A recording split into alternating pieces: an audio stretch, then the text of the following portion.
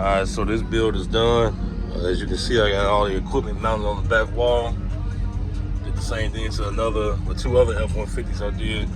But this is an Xspower D-950 AGM battery. I use this battery. This is my second time using it because it's a perfect fit. The measurements, you know, the battery, like I said, it's a perfect fit to fit behind here. And you know, they give it that extra power it needs, just in case if it needs it. But this wire right here is joined with the main wire coming out the front battery. Come from over there up under that panel, going to the positive right here. Then you got another run of 4 gauge coming off this battery, going to the back, going behind the battery, going to this A&L fuse holder. It's a 150 amp fuse I got in there, and that's fusing that Skar Audio 1200.1 D amp. That's the ground right there for the battery itself. Going down, give y'all another glimpse of how I got the monoblock amp wired up. So this is the monoblock amp.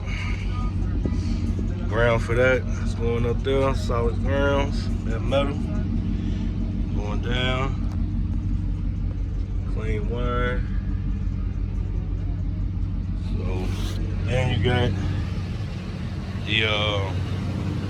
the power wire that I ran in the engine bay, and the X Audio 0 gauge wire coming off the positive of the battery that I replaced. This is the new battery that I put in here. He asked me to put in. So it's coming off the positive, going up to that fuse block. Ran them across the top of the motor, zip tied up, going to that grommet back there. It's not hanging on top near the motor or anything. It's out of the way. It's how it's supposed to be. So that's that. Then you got the Skar Audio shovel mount 10s that I put in here. Dual 4 ohm subs. I got them wired at 1 ohm to the amp.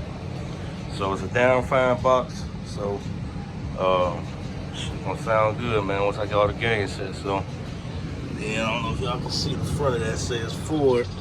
So yeah, that's that.